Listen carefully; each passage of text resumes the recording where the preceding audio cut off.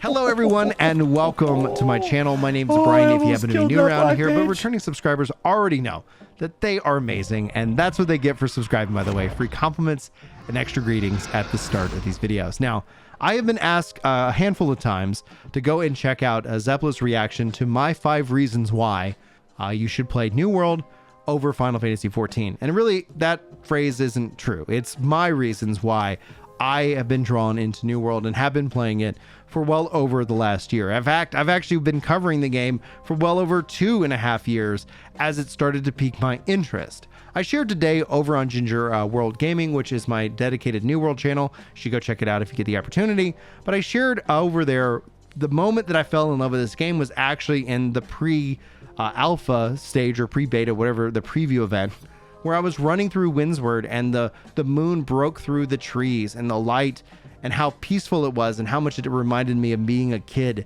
in East Texas growing up, driving in my parents' tempo. I wasn't driving, but riding in the back of my parents' tempo as they made their way back to Nacogdoches at night. And for me, there was something just so peaceful and magical about that experience. Now, I put together kind of a list of 5 things, and I'm sure we're going to get one way or the other. But I'm going to tell you hands down right now, I still love Final Fantasy XIV. I still love the Final Fantasy XIV community outside of the ones that I like to poke at and war against from time to time. And it's been an interesting world this last couple of weeks. The reaction, the venom, but also the love. And the thing is that I haven't seen much of the venom because the love has just been so overwhelming. The support has been so overwhelming that it has just been an incredible experience. So I do appreciate you guys for coming on this journey with me. So we're gonna jump into Zepla's video. I believe it starts here, like it told at like 2:55. So we're trying to find the official start of the video. We're gonna do the reaction and we're gonna keep fishing while we do so. So let's have some fun here and see what she's got to say. Well, Ginger Prime. Hello.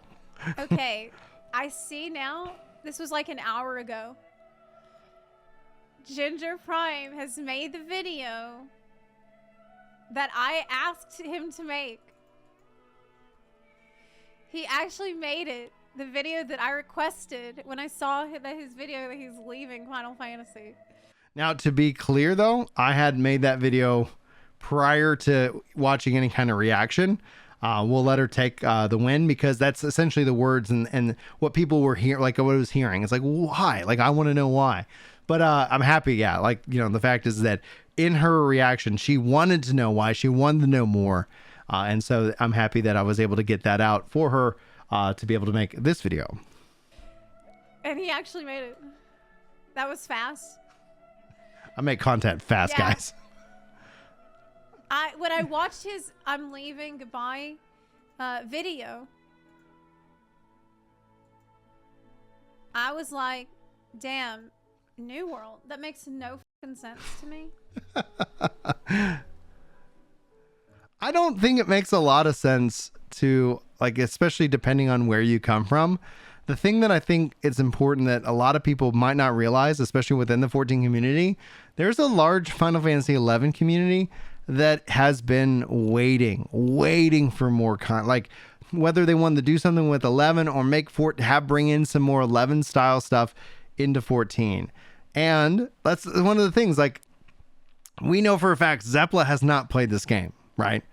And it's perfectly fine for her not to like the game if she's played it, right? So it's like, at its core, I would be very curious to see is if Zepla decides at some point in the future, doesn't have to be soon, if she would step into New World and play for herself and give it a good opportunity, give it a chance to see if she resonates with anything in it. I see a lot of people saying my ideas sucked in WoW. I don't like World of Warcraft. I haven't enjoyed WoW, and I didn't like what Final Fantasy XIV copied from WoW. 14 being another WoW clone, according to Yoshi P's words.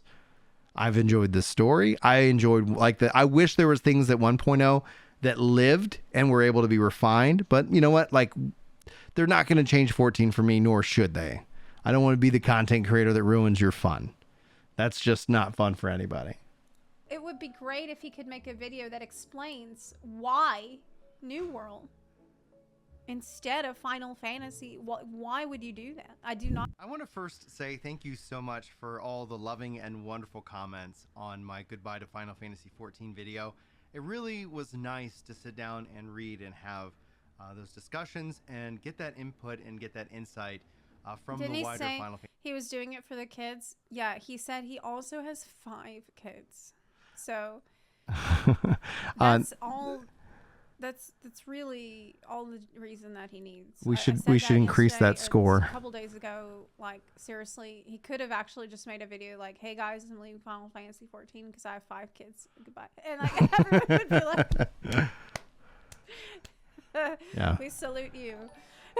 Okay, do whatever you need to do. Fantasy 14 community. Oh, so let's make that 6 kids now, by the way. Being so loving and so, I guess, generous. Coming soon. And hopefully you guys understand. And I also have, FF14 is made for WoW refugees. Like that was, both those things were weird to me. And It's such a, it's like, it's going to be so interesting to see over the course of time. Because I wonder if that changes. I wonder if we see more people, more content creators feel that. Because honestly, I don't know, like maybe they don't read the comments, etc. But it's going to be interesting for me to watch what happens next, right? Because it feels like there's kind of a privileged tower that a lot of people get to speak from, you know, in that regards. And it's like, no, I'm not retracting those statements at all. But maybe that's just my part, you know, in being, flawed and trying to, have discussions with that side of the community. Maybe we should just all just ignore them 100% and never engage with them. And maybe that's what everybody else does. I never felt good doing that, but unfortunately that's what had to happen. You just kind of have to block or mute, or like, in my case, I built some filters so that common phrases that they like to try and sprinkle in, I just don't see anymore. Missed the mark on. Final Fantasy 14 1.0 actually has a lot of what I'm going to share with you today, but it really did. So I didn't play FF11. Yeah, and no joke. There's only one thing that I know about FF11. What I know about FF11 is that it had a boss that caused vomiting and took 18 hours to beat. Yeah. Like there's a part of me that really wishes that they invested in Final Fantasy 11. Really helped continue to invite people into Vana'diel, into a player-driven economy, into the social kind of aspect. Guild Wars 2, I think, does it by far the best out of the current set in terms of those who are out there. But Guild Wars 2 also has this weird ass like content release policy in which that you never know if you're going to get an update or not. Like, oh, it turns out now they have an expansion. And I hope to see that and what they do with that in the long term of that franchise, because there's a lot that I love about Guild Wars 2. I have multiple characters in Guild Wars 2 that are all level capped 80. I haven't done any what people, like the legendary grinds. I end up getting in this weird habit of just like, oh, I'll level up another character, which traditionally I don't like characters or games where I'm more or less playing alts. I do prefer the one character, multiple ways of playing that character preference. That ends up being kind of more like my style.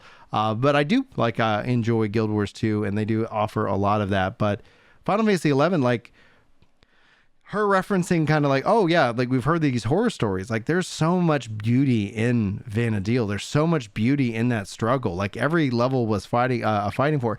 And beyond just that, though, one of the things that a lot of people, I always want to be clear, there's no way that a Final Fantasy 11 game, the way that it was in classic server era, would be able to have the mass market appeal that a game like Final Fantasy 14 requires in terms of its development.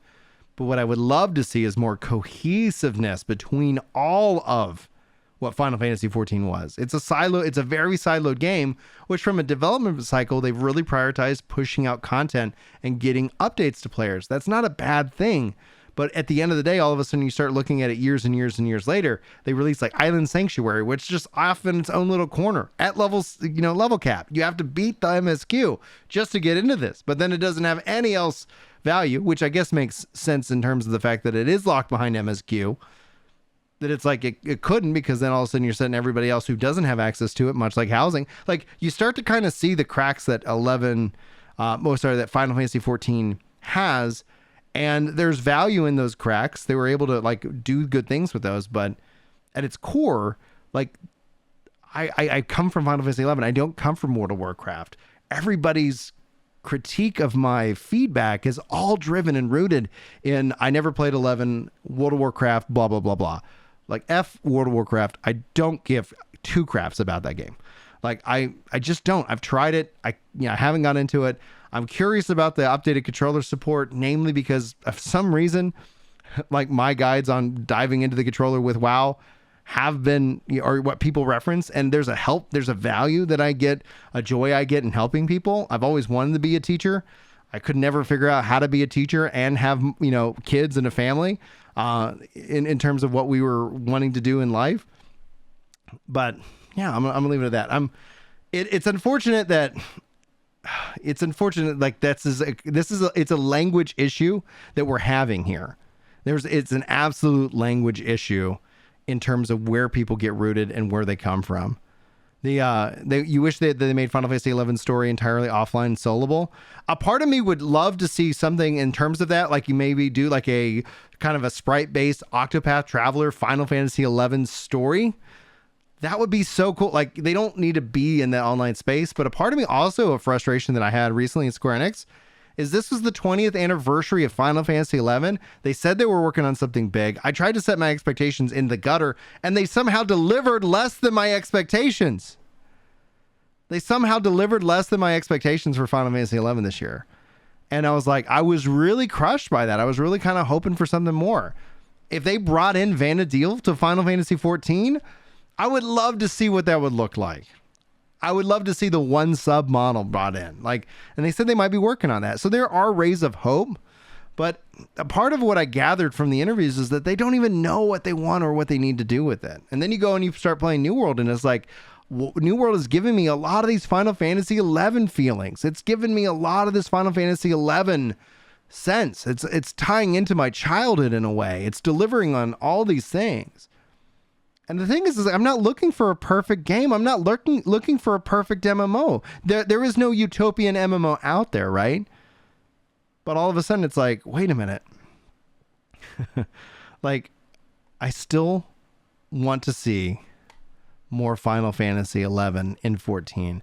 And it gets siloed as a part of Eureka and Boja. And that just makes me go like, why can't the whole experience be like this? Or I know I'm the minority, right? I know that. Like, I know the numbers. Like, people asking for full loot PvP stuff. Like, that's just, there's no numbers there, But then, yeah. So here we exist in that. So let's see what she has to say, because there were some insane things that happened in 11. There's a lot of beauty there. And as a 11 player, honestly, I think maybe some of this is pettiness. But like, when people sit here and talk about WoW, and it's like, yeah, like, being popular doesn't necessarily mean it's the best thing. Like, at least for some of us, right? Yes, WoW had way more numbers. WoW defined the language. WoW disrupted the MMOs. It made it accessible to more people in an era where there wasn't that much online gaming. But now, what the hell is an MMO, and even to begin with in the first place?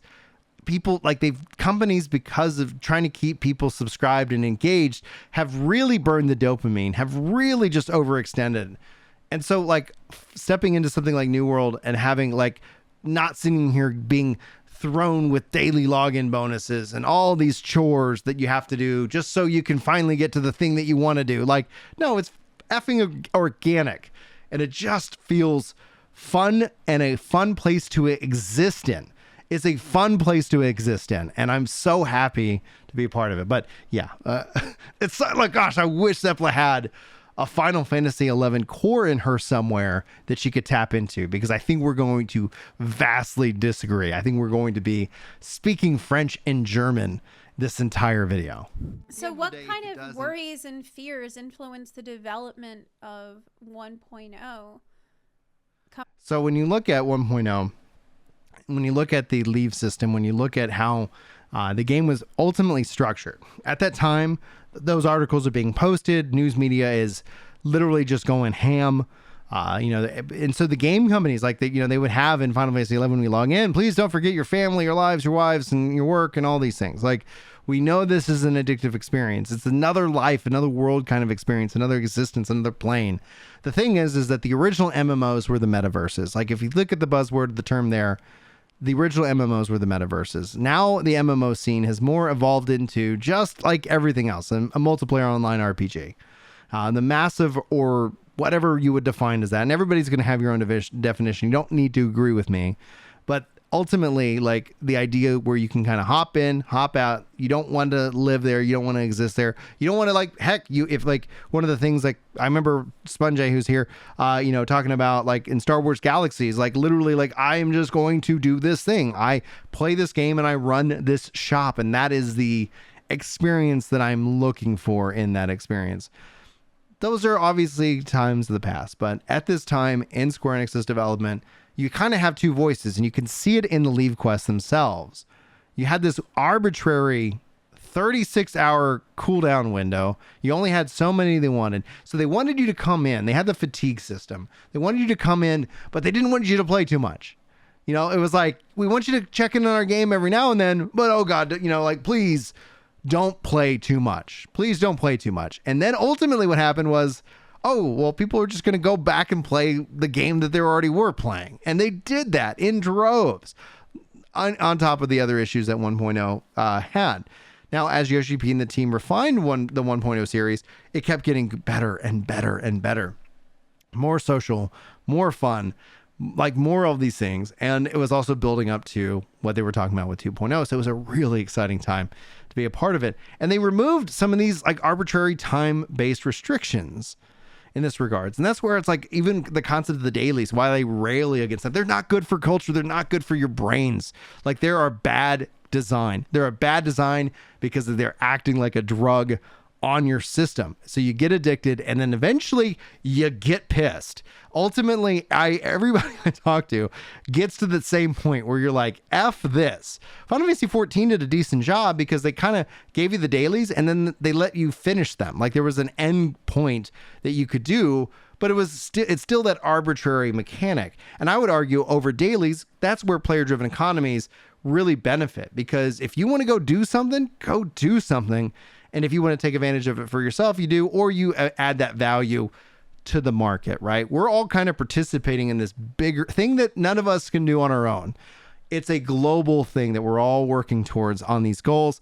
And that's something I think really special, really interesting. And it's such a cool thing to be a part of. And economics does that. Anyway, we'll let Zebla continue.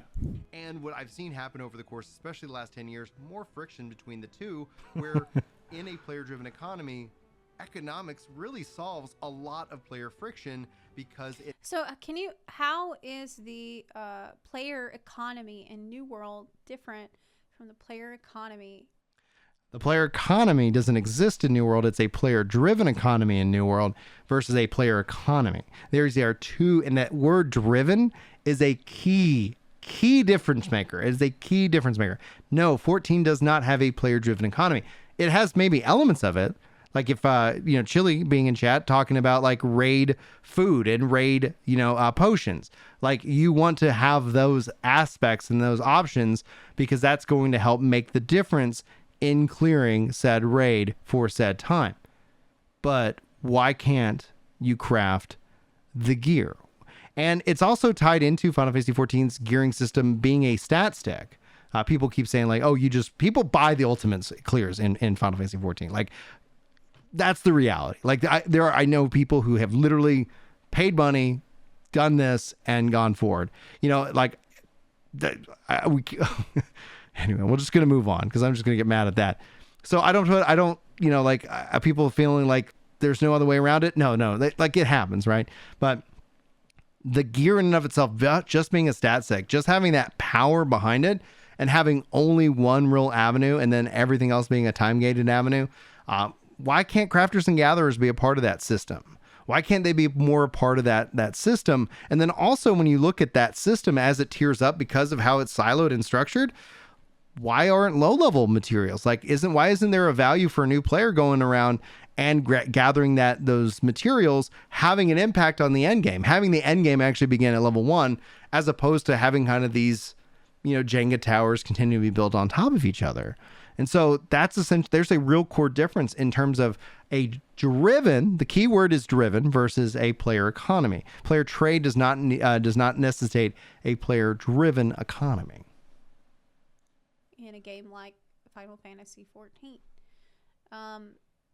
like obviously having a player driven economy is fantastic and it's needed in the MMO, but doesn't FF14 have that? Nope. You said that like it does not. Casual players are out collecting and grinding and gathering that for the hardcore players to use, but I'm thinking like in a raiding environment, if you're a hardcore raiding environment, you usually do have designated people on the team that are out there doing the crafting and gathering. And that is the real difference maker. She exactly just admitted to the one of my biggest frustrations in this raid logging, raid mindset, is that it isn't a social experience. It is a very limited and team focused experience. And you literally put people on this aspect. There is no reliance on John Q, somebody over there in the corner, being this asynchronous system. In fact, it actually, by not having this, it reduces empathy for others, because others are costing you time as opposed to others are saving you time. It really comes down to a core principle economic idea. Are people a cost or are people an opportunity? If a person is an opportunity, it has the ability to build empathy towards one another, and you work together, whether you are working together step and step, or are you working together in an asynchronous passive way? I'm contributing, but I don't have to be on this team. And my contribution might be even less, but it doesn't matter. There's an opportunity here. And these non-player driven economies, people are a cost. They're a cost. They're slowing you down in your raid. They're slowing you down. They're impacting you. They're making it harder for you to do the thing that you need to do. Players should be an opportunity. They should not be a cost. And that's what the raid mindset builds in. It frustrates the crap out of me because, like, I'm all for people having raids. I'm all for even having trophies behind that clear to showcase your talent. But when they also then lock the power behind that, especially because there aren't any perks, there's no real other thing. The gears are just now these glamour pieces. It is, in my mind, a very frustrating system to be a part of. To gather and collect everything that's required for potions and food for the team. Usually there is somebody or multiple people on the team that are responsible for that and tend to be pretty hardcore about that. So I struggle to see the difference. Yeah, it would make sense a WoW person wouldn't understand. So the economy in New World is different because there are countless duping exploits that destroy the economy. Look, I'm not trying to just sit here and dunk on New World. Like I'm genuinely I'm trying to watch. Yeah, and okay, so we've had duping and exploits. Like there's been exploits and issues in all the games. And the thing that I look for is it addressed and is it constant? Thankfully, I think New World's done a really good job. I think Final Fantasy is still the best at it because they put out these reports on on the lodestone like every month about like the RMT and stuff like that they have. Because like if you guys saw my player driven economy video, note that I was like, a player driven economy requires more from the devs than just a player economy. Because while you have RMT and bots and all these things in all these games, like a RMT bot exploit has a bigger impact on a player driven economy because the player driven economy has a bigger impact overall. Just with an open mind and hear what he's getting from the game that Final Fantasy IV doesn't have. FF14 doesn't have. In New World, the economy blows up every 4 months because another game-breaking bug is found and exploited. No, none of that's true. Multiple updates caused item duplication in New World and destroyed the economy multiple times. Thanks for the shout out to Moogle Go Around. Appreciate that. Okay. So, okay. It ends up giving value to. One last thought about the player-driven economy, which is really great. All the new on the horizon MMOs are all touting that they're going to have a player-driven economy. New World does, Ashes, Pantheon, Blue Protocol. I don't know about the ones that are right around the corner, like with Throne of Liberty. That's going to be interesting to see. But I hope that people start to recognize just how good it is. Yeah, and we're still live. Welcome in, everybody.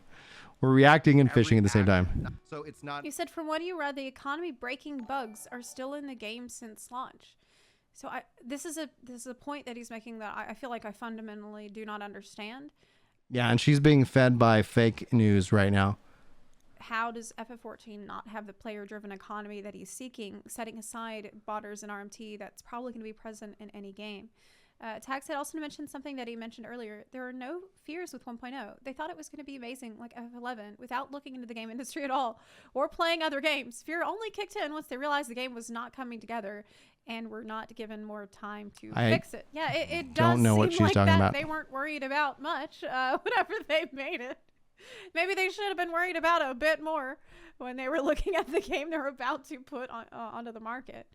FF14 literally has that. Crafters and gatherers are important when a raid tier drops. Yeah, that's what That is like, oh my gosh, they do not know what a player-driven economy is. And unless you experience, like, it's got to be something that they need to experience, because crafters and gatherers are important when a raid tier drops is not a player-driven economy.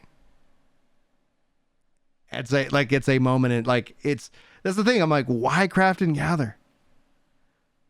I don't get it. You're going to make a little extra gil because there is an economy. I just couldn't understand it. Spongy says, what's interesting here is that the focusing on things that don't really matter. The economy in games always finds a way to balance itself out. As long as, especially in a game that has endless resources, I can fish for eternity and there's no negative impact to the game. You have to have there some level of regulation and management from the developers so that like botting and these kind of systems don't come into play. I've seen people try to argue that like, oh, I'm botting, I'm keeping prices low. It's like, no, when prices rise, that incentivizes more people if they want to take that opportunity and go do those things, or if they've got those materials, they can have that ebb and flow. But bots arbitrarily keep prices low, which reduce player interest and take content away from a player. And so you have to have that extra level of regulation, because there is no real scarcity in an online MMO. But yeah, it's very clear Zeppela does not understand what a player-driven economy is. It's also very clear that her chat is feeding her fake news. And there's nothing we can do about that. We're just going to have to keep going because, gamers, right? Doesn't that happen in every game? Yeah, like I think almost everybody has had this experience where you look on the market board, something's really expensive. So you have to ask yourself, do I want to go gather this or not? Do I want to spend the time to go gather that, or do I want to buy it right now because I'm lazy? Or in Final Fantasy XIV, you actually have more options because you can go to any server and buy on their market board, which is going to have different prices than your main server's market board. In fact, you can go to a different data center now and check the other data center servers' market boards and try to find a better price that way from other players if you really cannot be arsed to gather it yourself. So again, but without any real value for gil and progression, then it doesn't really matter. You have the ability to do a player economy. We're talking about two distinct ideas. It's unfortunate that Zeppela does not know the difference in that regards. I think it would be a much more interesting back and forth right here to kind of get that perspective from her in the long run. Maybe we'll get her on the podcast and kind of talk it out, because Chris also comes from WoW. Like, when it comes down to it, everybody that I've been hearing feedback in it,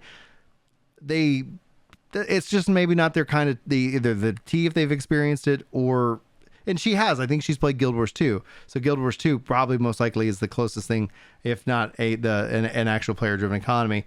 I'm not going to speak to something I don't have immense knowledge on, though. Is yours. And that ties into number 2, player choice, player builds, being able to really define your character. This is one of the things that is obviously missing from Final Fantasy XIV 1.0, and we've seen it become more curated. It's interesting that a lot of people due to balance. That's valid. I understand why. I mean that is valid. But in New World, can you play like every class on one character, because the thing Yep. with FF14, no, you don't have builds, no, you don't have talent trees, but your job will work right out the box. And if you don't like it, you can just play completely different job with a different weapon. And that's why also the raid culture, like I get it. I would rather them just silo the raids so that you could have player choice in Final Fantasy 14, but then you could protect the raids as opposed to having the raids dictate all the balance and player choice in the entire game. The entire game. Blue Mage is locked away from content because it's the only thing that actually has real choice and flexibility in its job design, right? And what the people I've seen people counter on the 14, they're like, oh, you can play the multiple jobs. That's not build up variety. Your warrior's your warrior. And it's and the difference is so like because they're striving for that balance, and they should have just siloed the raids and say, listen, raids are a part of a curated experience. We see Destiny actually do this, that say, as a part of the world first race, we're going to silo the raids and we're going to turn things off, and you can't do certain things because we've discovered that those will literally just break the raid and the mechanics we have in it. But 14 takes that and just applies it across the board. And the strength is that makes it easier for them to balance things. It does. And it means that they can release content at a faster pace than anybody has over the last 10 years, at least, in terms of their content. You know, every 3-ish months now, every 4-ish months. I didn't mean to pull the trigger on that one. So Okay. you can step in, you can pick whatever weapons suit you, you can have your own crazy build, you can pick your stats, you can focus on your perks. You, in a way, can define what is best in slot for you and best. So, in Elder Scrolls Online, I could make my own build, but it ended up being really scuffed at endgame because I created my own build just from whatever I wanted, and I liked it, and it was working for me while I was leveling. But when I got to endgame, people wanted a cookie cutter build. Is it similar situation in New World where people are at the end of the day going to start expecting a certain type of build from you? New World will have, there will always be meta builds. Because people were like, oh, People will bow down and worship the meta more than anything else in a matchmaking base game. In a matchmaking base game, the meta ends up becoming even more powerful. But here's the thing. If we got in a group of 4 people and you were rocking whatever, it doesn't matter because we're not getting match made. We're all kind of deciding beforehand. Will there be toxic jerks? Yes, they're in both. They're in every game. You're like, anybody who says that X community is not toxic has either lied to themselves or they're the toxic ones, and they're going about and they're just crushing that for sure. But it's, yeah, back into the raid mindset. Like the fact that the raid, like they make this pinnacle thing and then it completely changes the culture around the game itself, right? If you want to raid, great. Here's the thing though, back into this ties right back into the player driven economy. You go raid, you get your loot, and then you go take a break or whatever, right? Like it's this event, right? And that's fine. You can have the world first race, but like what they should add to the raids in 14 would be materials that the crafting system could take, and then they could craft or enhance the weapons that they've already been making. Then all of a sudden you start to see the remnants of a player driven economy where you can have Gil actually get you to the power requirements. But Brian, if you don't want to do the raid, you don't need the power anyway. Like that completely is like, that's, I don't understand that argument. Why? Like, what if I want the power because the power makes me faster when farming in the open world or whatever. Like stop limiting and stop saying and trying to enforce your view on me. I'm not trying to force my view on you. I'm just literally going to go play the game that literally is doing the thing that I want. I don't get it. Like I'm not, and the thing is like, you'll hear me and you've heard me in this video already, in this reaction, like I'm not sitting here saying, and like that they need to adhere to Brian because I know there would be frustration within the community in 14 because they've trained up the community. I am curious to see if Yoshi P does make a new MMO. Does he have that? And there is a time gating behind it. So it's like within the raid, like it's all time gated and then it gets completely trashed for newer gear. that's all like just a number. And it boggles my mind. It really does not compute. And I think essentially what happens is you get more and more people into that mindset. And it's just like, why? Why would you spend that time beating your head against the wall when in 8 weeks it's just going to get replaced? Now here, like 8 months, it's just going to get replaced. So why not give multiple pathways? Like, it's all like catching hopefully a theme of player choice, right? Economics balance the scales, but players get to decide what they want to do. Rocking chair. And chaotic mess. Thank you so much for the yeah. chance. Boy, howdy. Back in my day, I Storm's remember coming. Oh, I'm a yeah. It's tank going to be a mage. big one. I can feel it in my Lightning bones. Atronach. That's my aesthetic. And they're like, what the fuck is that? Like, have these expectations so that we don't have to sit around vetting your weird build to see if it's going to be good enough or not. Like, no one has time to do all that. You have stats point, which buff. And here's the thing. T-Shaw says, Raiders are afraid that they won't exclusively have the best gear. You can still, in these systems I'm talking about, put the best gear behind the raid. You're like, well, right, well, Brian, you're contradicting yourself. No. Now you bring in perks, right? Like outside of gear, like the fact you can't not do that in 14. That just wouldn't work. But if you had perks and various different build options, here's the real kicker. You might have a different BIS than the Raider. Easy. Problem solved. But that Raider might prefer that BIS for whatever they're doing. Raiding, right? You can have a perk that makes that abyss in the raid. Cool. But I can go engage in the economy. I can still get on the same power scale. And I can have completely different perks that, guess what? Appeal to me. And perhaps enhance my group's experience. We have our own meta. We have our own BIS. We have our own choice. We are not dictated. If we want to get the gear behind the raid, I got no problem if they want to go clear it, but I would prefer that there was some kind of economics right behind it. The perk drops on the boss, right? Materials are then produced from the raid, put into the economy. Gear is made, maybe a replica. Maybe it doesn't have the perk. Maybe it has a different set of perk. Maybe that is actually a BIS for somebody else. That's what I feel like I get in New World. I get the choice. I can go farm all these different options. I can go engage with the economy. Me fishing, making money feeds everybody. There's this asynchronous sense that we're kind of all in this together. And this is what somebody said in one of the videos. I really liked it. It says, if you want to go fast, go alone. But if you want to go far, go together.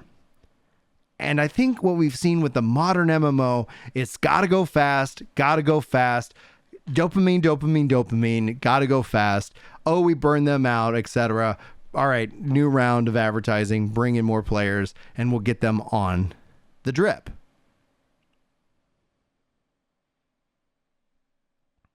I don't have that experience in New World. New World feels like a game where if I want to go fast, I can go fast. And I did this summer. I pushed my expertise gear up. We got in the New World community. People trying to like gatekeep. They're like, this guy's not even in all 625s. Who gives a shit? Who? I don't. It doesn't affect what I'm doing. I can pull down 40 or 50 G's a week if I want to. I probably could do more if I even cared. But I'm having a good time. It's a relaxing experience. It's been a wonderful journey. It don't work. I had to change material on my tank for a dungeon because it kept dying. People always say crit is best, but in piety into better. What? What? That's what I'm saying. Build your own is more like fail your own. People try to force cookie cutter builds when cookie cutter builds aren't always necessary to clear the content. Okay. You'd feel differently though, T-Shaw, if you did the mythic raids to supply the market for the money and you made a bunch of money by doing that because there was demand, right?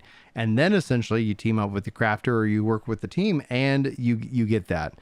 The thing is that it creates the opportunity for us to have an organic and maybe never even talk, but still have that aspect that we're all in on this together. And that is essentially coming from, I'm like, again, if that's the kind of game you like, that's MMO light. That's MMORPG. Like and again, this is all my perspective. I don't like, who cares? Like who ultimately cares? It is in my mind, the metaverse in which that we're all experiencing. And it seems strange, like bind on pickup seems like this weird idea. I'm fine with bind on equip, but it doesn't offend me at all if somebody wants to go, because what's difficult content, right? You say difficult content's Mythic Plus, but why don't you go pick 10 trillion flowers or harvest 10 trillion logs? What's harder? The economy actually decides the difficulty scale. Slot for your team. But again, I support bind on equip because you got to have you got to have something drawing things out of the economy. Modern MMOs in which matchmaking really has a massive impact and a massive cost to the social infrastructure, to essentially the choice of players, and to the content that they get match made into. All of these things are what we're sacrificing for matchmaking, and I'm really proud that New World hasn't adopted that, because if it ever does. Yeah, and bots trivialize, like you got it. You have to fight off the bots, hands down. That's why you've seen a lot of people shy away from player-driven economies, because it requires more moderation, etc. I'm not saying the player-driven economy is the perfect solution, but I'm saying these systems interact with each another. And no, the raid, like I would clear the raid before you would collect the 10,000 or the 10 trillion flowers, right? Like that in and of itself is something, especially in modern MMOs with hundreds of guides, etc. Like it's just a function of scheduling. Do you want to schedule a raid tonight? Do you want to keep working on that? I don't find and haven't found the raids to be the difficulty barrier that they have. Now, I haven't done Ultimate, and I know that that's going to be like, that would be like a real challenge. But like, where do you want to spend your time? And shouldn't you have that choice? And that all then files down into what is an MMO. I'm advocating for what I like the MMO to be is this other plane of existence that we get to go play in, and it's got a game associated with it. I'm not in the majority. I'm not in the majority, and that's perfectly fine for me not to be, but I'm going to reward what game appeals to me in that way with the limited time that I do have. Criticism. And the world is breathtaking. The game is a very social game, and this is in part because of player building and because of the player-driven economy, but it's also in the core game. Yeah, all these systems, they interrelate, right? Like when you take one and you just separate and say, yeah, player-driven economy, like I don't like that. I don't want another player to have any kind of agency on my experience. And I would be like, okay, but in my worldview, that's what MMOs are. Players can try to and game the economy, and it could be a positive impact on you or a negative impact on you. Like that's a part of the appeal, but not everybody wants that, right? And that's why I advocate for more MMOs, like more different varieties for people to step into. The social aspect is also not necessarily we're all chatting, right? Like it's feeling connected. It's the economy that connects us, the aspects that all connect us, the people running just by. When you see somebody just out in the world, the fact that we're not all locked into the content, all being instanced off. Like if you go watch my wife Final Fantasy 14 is dying video today, like literally we're talking about the same damn things. It was literally me telling you guys, this isn't a game for me. This is what I would love to see them do. And guess what? They didn't do it. And that's okay. Like I enjoyed the story. I enjoyed that experience. And I feel like I beat the game. And without those 5 things that I talk about in that video, I don't know how anybody's surprised. But not everybody obviously watches every video I make, because I make a bunch of content. Isn't pure instance simulator. Now, Final Fantasy 14 has an open world, and you participated in that open world maybe a few times, and then maybe you go and do a beast tribe or a tribal quest in one of the zones. But in New World, it's all integrated. We're all struggling to say tribal quest instead of beast tribe. Open world dungeons, and you have the instance. And I do think that this is another valid criticism of FF14 is the open world. The open world, It's beautiful, and they abandon it. There could be more to make it feel more alive outside of hunt trains, fates, and gathering. Those are the main open world activities to keep people outside and doing stuff. After playing Guild Wars 2, though, I feel like there's never going to be a game that lives up to what Guild Wars 2 offers in open world. Like, the open world is absolutely amazing in Guild Wars 2. Yeah, Guild Wars 2 is amazing. Like the whole game is built around the open world as that being its heart and soul. Like all the exploration, all the progression that I've been doing so far has just been about exploring and wandering around. All the mounts are there to like play into this immersive sense of, oh, well, now I'm underwater, or now I'm out here going, and I need this type of mount for this type of terrain. That's fucking cool. So that's something Guild Wars 2 does extremely well, and now I have that new perspective after playing Guild Wars, that like I feel like any other MMO or game that I play, the open world is gonna seem like crap compared to Expeditions. that. Like, I like that they have a balance genuinely. between the two. Yeah, Guild Wars 2 has a really well done open world because it makes it easy to jump in. It actually tries to filter people into the zones. Because guess what? People like it, even if you're not playing with other people, it feels good to see and be a part of that. When you run in the city, when you're out, especially in this game in New World, when you're out in the world and it's quiet and you're kind of isolated, and then all of a sudden some people just come up on you. And you're like, oh my gosh, that was cool. Like, it is truly, really kind of cool. And finally, and Guild Wars 2, absolutely. Some of the things that Guild Wars 2 does, I keep putting in as feedback for New World specifically. I think Guild Wars 2 does a really, really good job. That's why I like Guild Wars 2 so much. And my personal fear and my feedback to the devs will always be, don't introduce a raid without introducing an open world raid. New World has an open world raid. In fact, you can do all these different things. Now, how is the open world in New World? You said New World's open world looks incredible, but without the content in it, that only gets you so far. So it looks really good, but what about like world bosses? Is there that kind of stuff? What do you say? New World? Yeah, look. I don't want to get off on a whole tangent about how fantastic Guild Wars 2 is, because I feel like I do that every single day. But like other games could definitely it wouldn't hurt to take a few pages from Guild Wars 2. They can't. Guild Wars the 2's books, and it looks like Blizzard team is already starting to do that. Final Fantasy 14 cannot do what Guild Wars does. This forest, but the non-forest areas are not. It would like it requires a 14.2 or a Realm Reborn for them to draw inspiration from Guild Wars. Yeah, Heaven's Word is by far the best. I still think Heaven's Word, I see chat talking about Heaven's Word. It's like, it is, I think, by far the best experience. When Stormblood came out, I thought there was an opportunity for them to utilize the open world a little bit more, tell this story.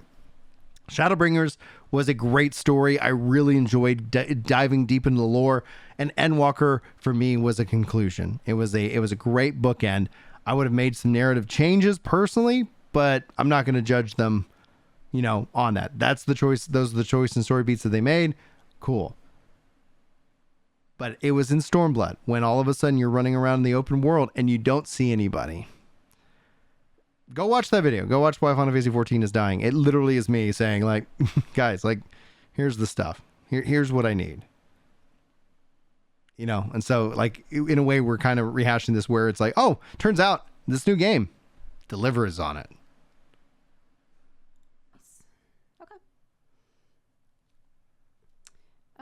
Okay. You can't swim.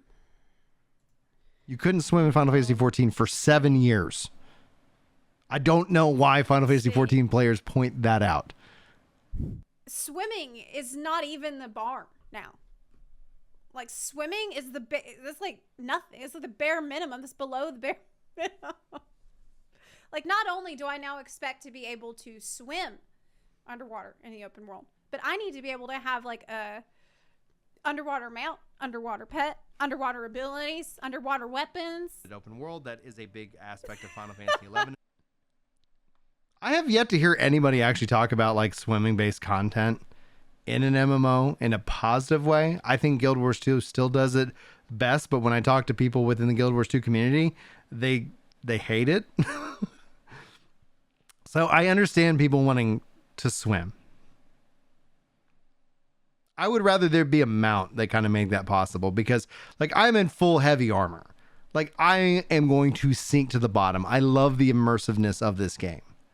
If they add swimming to New World, I will not shed a tear. Okay, it's there. Cool. But I actually rather enjoy that the water is dangerous, that it changes how you traverse. I would love to see things like Guild Wars, like a glider. I put that feedback in today. There's so much verticality to this game and how it's all connected and cohesive and no zone lines. It's beautiful. It's beautiful. Chris says that she clearly likes the underwater system. I'm just generally curious because I also have said that I like the underwater system in Guild Wars. I like you have different skills. I like that you can travel. Like I've always enjoyed that from especially a verticality perspective. And if she also is in that same boat, again, like when I talk to Guild Wars community about it and people say they don't like it, like I haven't met anybody else who said that because it was always me saying I like it. I wonder if there's a time thing on this because like maybe I haven't played the game enough to not like it. Maybe she hasn't played the game enough not to like it. I honestly don't know. And like she said at the beginning, like we should just get together and have a conversation, and that might be a lot of fun to me.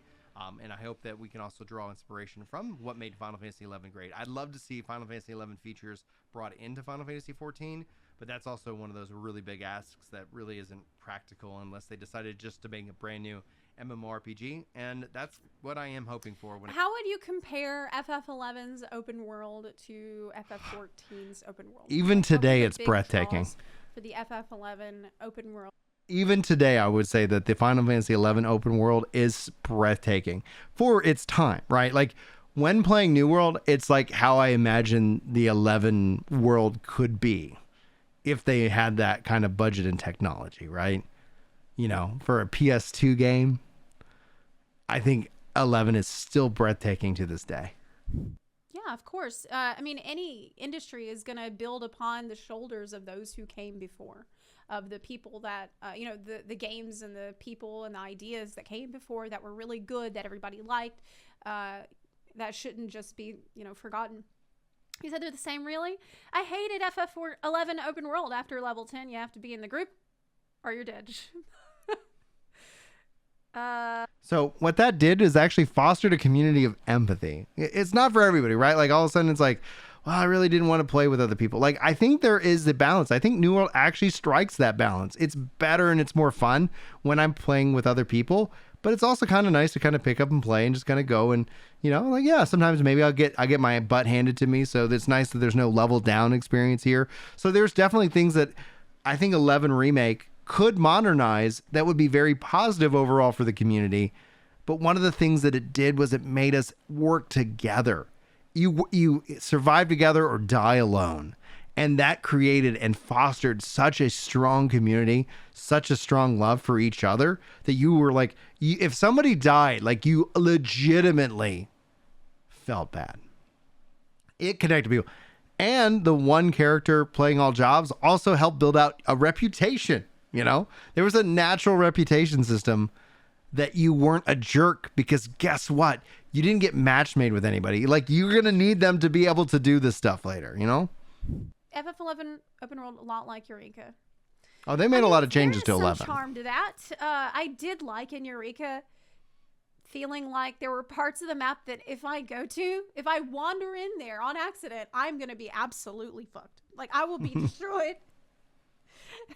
I will be a little stain on the bottom of some. Oh, and I'm not advocating for like bringing back XP on death, guys. Like I legitimately remember getting to a level, being able to finally equip some really new gear that I earned because I was crafting and gathering and stuff.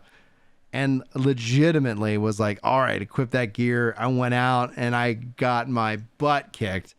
level down. I had to sell my previous gear just to afford the new stuff.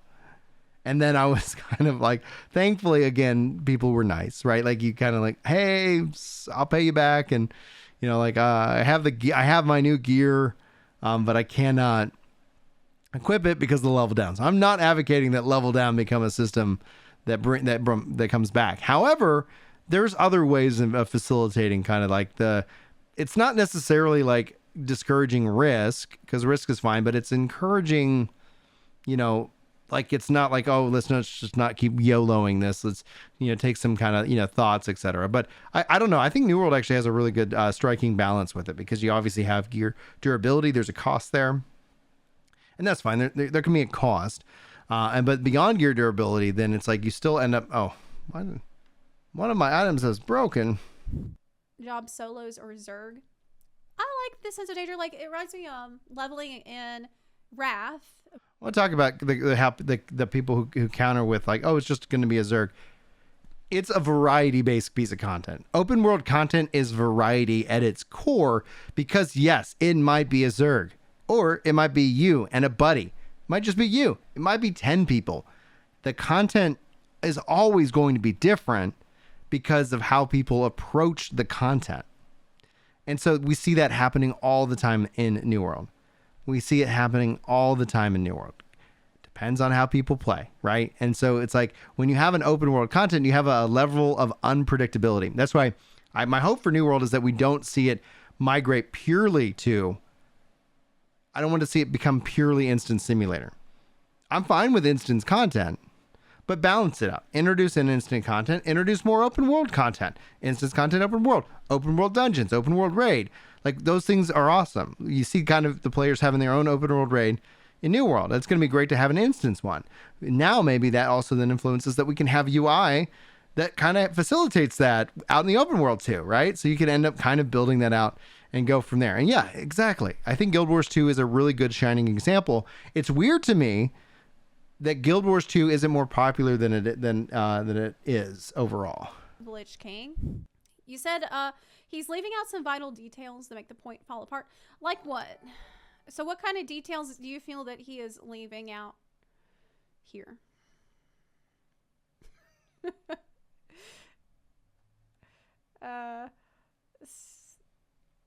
So it comes down to he wants to be able to get BIS without having to raid to get it.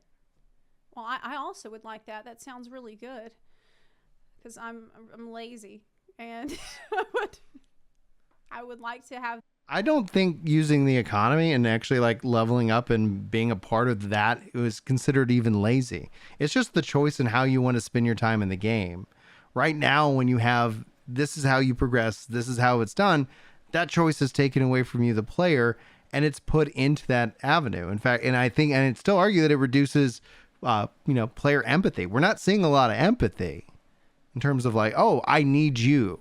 We don't, in the modern MMO right now, outside of the new batch that's coming up, it's like the idea that needing another player is so infrequent. Even if it's not like I like also when the MMOs have a very passive, asynchronous, connection. You don't have to always be engaging, always be, etc.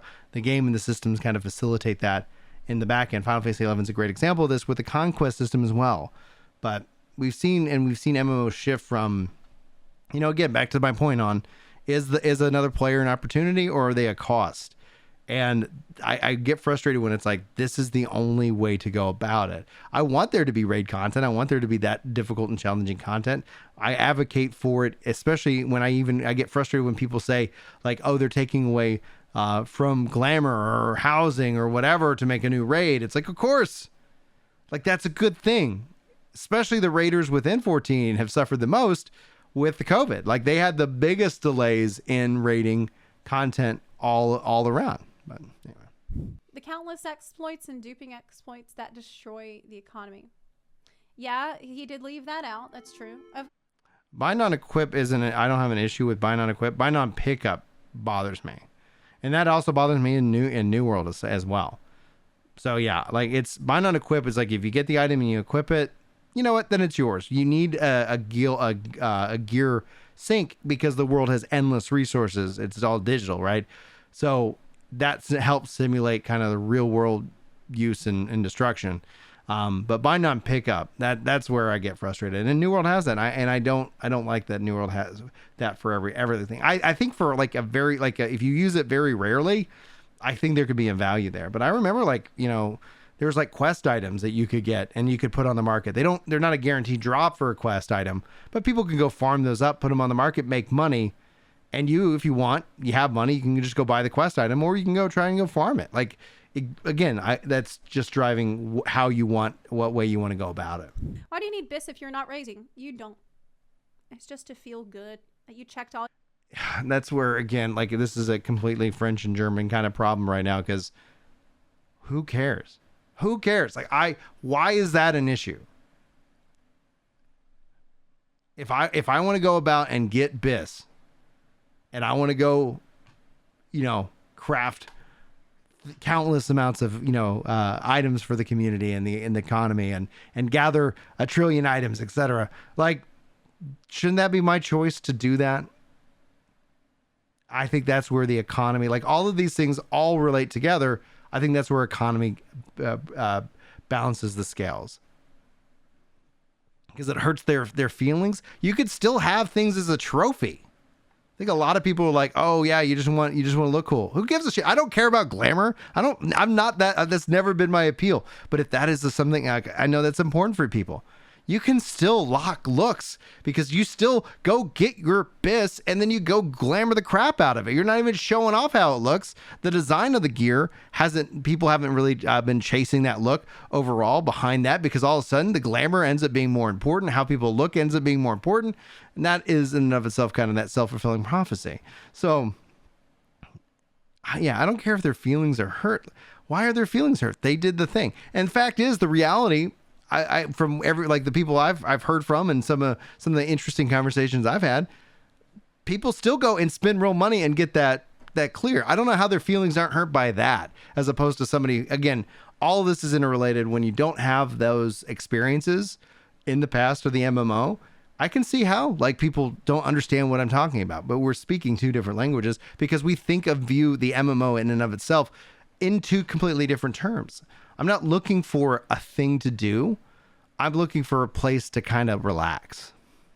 And that doesn't mean relaxing isn't hard content. I'm just looking for a place to, like, another place to be, it's my bar. This is where I go. BIS to be purchasable on the auction house in World of Warcraft. That ended up being really controversial because the people that were just using the WoW tokens with their real money to swipe and then go buy it from the auction house directly, the BIS item. So the question then is that just because you don't see it actually happening in 14, that it's okay? That's not okay. I don't think somebody should be able to swipe their credit card and do that. But they still do, right? RMT still does. These people still exist. I feel like there's a good reason to make the best available gear from the most high effort content. I think that's the way that things should be. It makes sense that the best gear should... And the best gear materials could be from that content, thus requiring the system to work together for the goal of getting better, as opposed to the gear just drops. And then at some point, why run it again, right? But if you could run it and you could make lots of money, you're empowering yourself for the future. I usually don't require a big reward to feel motivated to do something, like something really small. It doesn't have to be BIS all the time, though. Like, little rewards are usually fine. Isn't all BIS in New World crafted? Not all of it. There's some that drops off of things, but also this kind of back. I'm gonna pause. Special attributes and procs. So when it comes down to it, there is still personal BIS. That's something that I don't ever see and hear about in other MMOs, but we hear about it in New World. The devs have actually talked about it. Personal BIS. And that ties back into builds, that ties into the economy, that ties into all of this. So there's definitely things that might be really valuable, but guess what? Like, there's also synergy in BIS. So I could have something that I personally enjoy more and it makes me more effective, and I'm not subject to the meta. because I'm not match made into it. Matchmaking would make meta way more powerful in this game and would ruin it in my mind, because then you have to, there's a hefty cost. There's a hefty cost to that level of convenience. That are dungeon only in New World. New World crafting is not easy. Okay. Thank you. Like, people are like, oh, you just want this easy stuff. So What's you're easy? saying that crafting it is nightmare difficulty. The highest level of content should give you glamour, and the achievable highest level of content for the other 99% of players should be bis.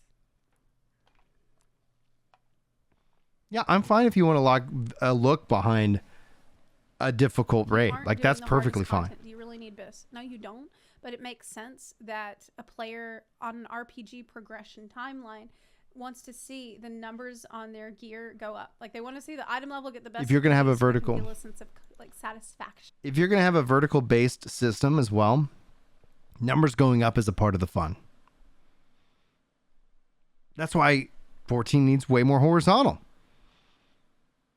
I like horizontal content. I like a blending of both. I'm hopeful that my feedback is heard, that I hope that if New World, in year 2 or 3, like, they don't need to go to level 70, at least not now. They could wait 5 or 6 years and then say, hey, we're going to 70, because then that gives you 5 or 6 years of level 60 content, making the game bigger, not making the game taller. And then you could make the game a little bit taller, and then you can make it bigger.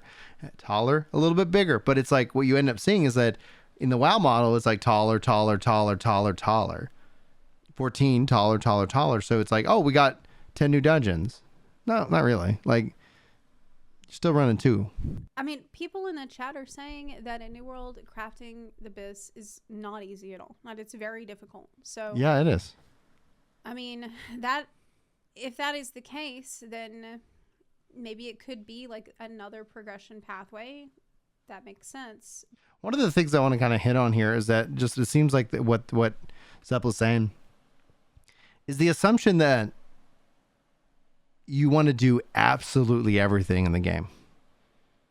Like, maybe you want to craft. Like, I don't craft, but I'll gather, and I might dabble in crafting. I like the crafting and refining systems, but that's where it's like, I'm not the one man God killing machine. It's not the Brian show. It's actually, I'm just kind of a part of the bigger picture here. I'm a part in this giant play, as opposed to the star where it all begins and ends, And so it's like, the idea here is that, yeah, it is hard to craft. And if that's something that was exciting for me, like, that's awesome that I have that option, but I could also do hands down things. Like, Mike says, that's an argument that makes sense to prove too much. It's not that you have to work to get it, or even that the path is more work. The issue is that when the game is built on various avenues, 2 progression locks BID behind one kind of content made for one kind of play style. Morgner says, raises the question of how were you able to raise the money to get to using that BIS? How much time went into raising the funds to buy that, which contrasted the time to work for the drop of this successful raid? Like, the time in which that you choose to engage, to where you want to spend your time, where you want to waste your time. You want to challenge yourself at hard content today? Great. But like, that content from a power perspective, we can separate the trophy from the power, right? I think what people get upset about, what they think I'm arguing for, is that the trophy is the power. And that's, I find that absurd. There can be a trophy, but in a world where you can just glamour and you can transmog and you can just change your look at the drop of a hat, what's really the trophy?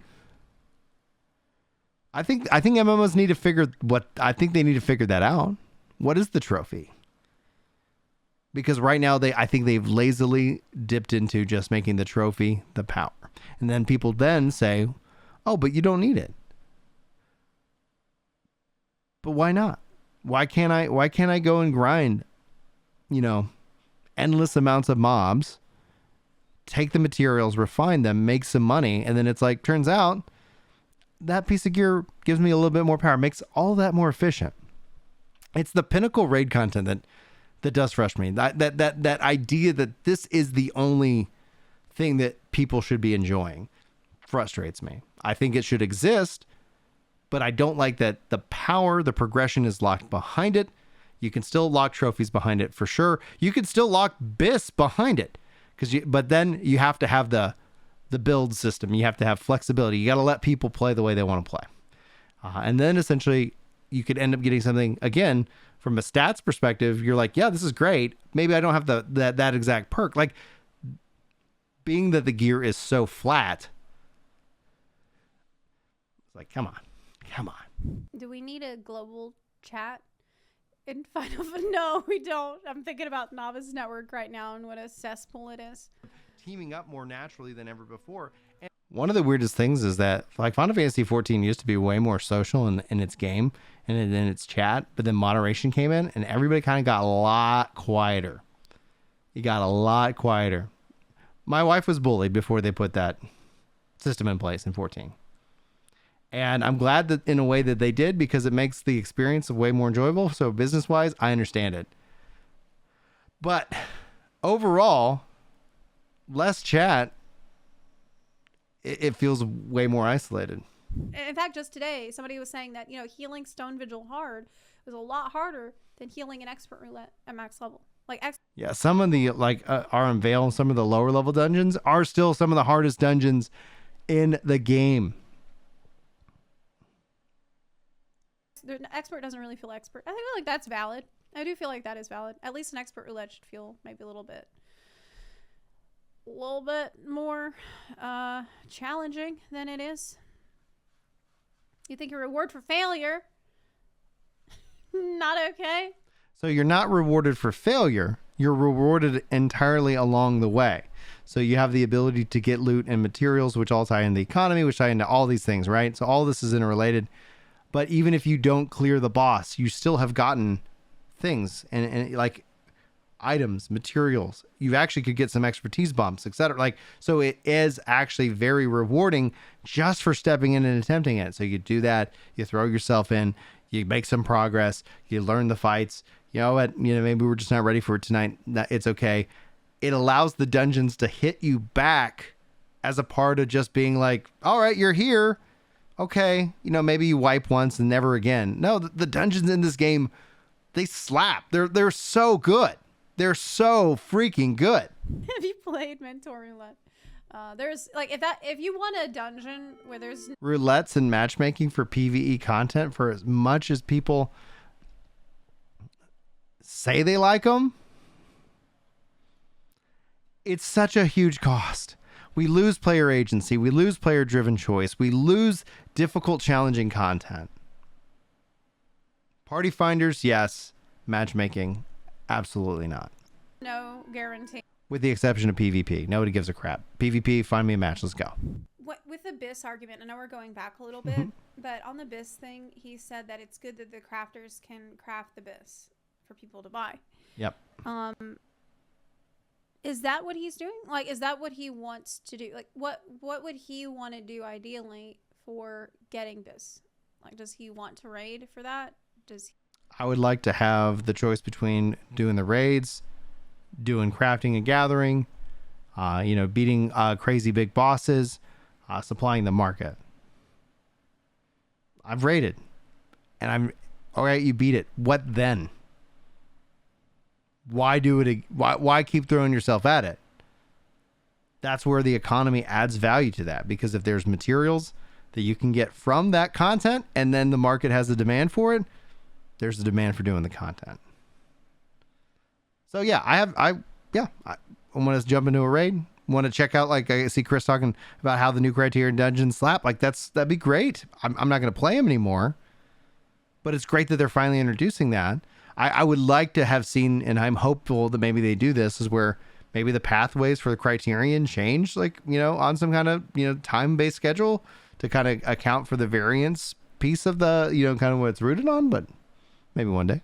Like a relic. Because FF14, the closest thing that we would have to what I think he's... The thing, and now she's going to trigger me, is that the relics, which become BIS for a couple of weeks, maybe a month and a half, are replaced. And it would be so beautiful and poetic if they could bring those back, the past relics, and allow you to infuse them, bring them up to the same power level, and have them unique to the content. This ties back into what I wish Final Fantasy XIV did is, instead of having the raid dictate the entirety of the game and its balance, you siloed the raid, where you could say, yeah, these relics, you know, like you get them and you could keep powering them up, and they have these cool, unique traits that only these weapons have. Oh man, these are great. Yeah, they're going to be hard to get. You can go invest them, et cetera, et cetera. And you can't take them to the raids. Okay, fair enough, right? Like, we don't want to balance the raids around all this, you know, possibility, but that's where you would and should make the raids siloed, as opposed to like the entire game. Like, I got one relic. Cool. Like, I used it for a month. Okay. Describing would be the relic journey, where you need to grind out a shitload of materials for your relic weapon over the course of an expansion. Now, we just have our first step right now in the game, so it's not all there yet. It will only be there at the end of the expansion. I'm right here. But at the end of the expansion, it will be Abyss weapon that you grinded for. So is this like that, but for every piece of armor? My frustration with that vertical. Not just the weapon in New World? Final Fantasy XIV, definitely with Crystalline Conflict. I'd be fine if they, like, when they released the expansion, that's when that was the gear cap. Like, you put the gear cap of where it's going to be at the end of the expansion, and you make that gear cap like insanely difficult to get to at the start of the expansion, and maybe that eases up overall. But these hard walls where there's just like, all right, I did it, and then essentially, you know, that would be an interesting system. I wouldn't mind seeing in 14, like, wins that mode. And if they ever brought something, I also would like to hear, you know, what is attractive about Biss for him? That's another question that pops in my head. So if you don't want to craft it and you don't want to raid for it, which I'm not sure, if he does just want to grind for it to get the Biss, then why? Like, what do you want to use it for? Progression, building out my build, having fun playing the content that I'm playing. I don't know. It just seems like a natural thing to want. And if it takes me, and it will take me longer than it will take most people, I've always said I won't be first, but I'll chip away at it, you know? Problem is also when that goal line moves faster than I can chip away at it, it's like, well, why bother? So some of the points were a little bit unclear to me. But I do still appreciate him making this video, even though I feel like there were some points that I didn't understand. It kind of does feel like that, but that's also, again, trying to find a word that doesn't trigger people because it's the internet. I guess you can't please everybody. This is kind of this culture, right? Like, they've been trained on WoW. 14 adopted that. So it's like, you kind of get trained, and this is essentially like, oh, this is what we all do. And it's like, well, there are other ways of going about it. And then it's like, what? You know, it's like, you want to play a game different from how we, like, why don't you want to, like, you know, spend all your time and do all this stuff? It's like, well, maybe I do. And sometimes maybe I don't. Like, that's the appeal of what makes, I think, an MMO an MMO. There's just a wide range of things that you can do. There's a guy in this game, in New World, that, like, all he does is fish. He just fishes. And he challenges himself to the most ludicrous fishing. He's in a race on how he can get his fishing expertise, which there's not a cap on. Awesome. And he can make money, and he can gear himself up, and he can do these things. And guess what? Because you have perks and you have best fishing stuff. Everybody thinks Biss about the raid. F the raid. F that culture. Player choice. You want to raid? Raid. You want to supply the raiders? Supply the raiders. You want to go have some kind of passive asynchronous multiplayer stuff? Great. There's so many really good ideas in MMOs, and we haven't seen anybody taking the risks. I feel like New World takes those risks. And I'm hoping Ashes succeeds in its risk as well. Biss in a fish, baby. Let's freaking go. And the comparison being made between 14 and New World, like how they were really and truly very distinct from each other, or where I didn't understand what it was that he was seeking out in New World specifically, like with the case of Biss. Now, with PvP, I can't really speak to that. I'm not very experienced with PvP in this game, besides getting Crystal in Season 1. Like, not to flex or anything.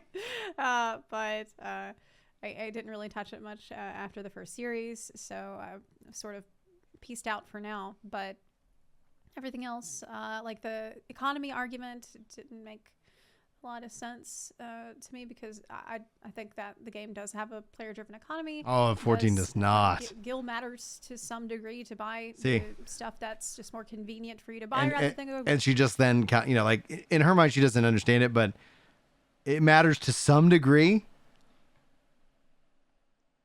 And I said it in my player-driven economy video. There are no perfect systems. There's no utopian MMO out there. There's going to be downsides. Player-driven economies have their downsides. You have to regulate, and you have to monitor, because bots and cheaters, like, they can ruin that. That's why I think the fresh start servers are so popular right now, because it's like, oh yeah, all that stuff. People even just being afraid that they're going to be at a disadvantage from other people. I get it. As Ayler says, 14 has a great economy in your opinion.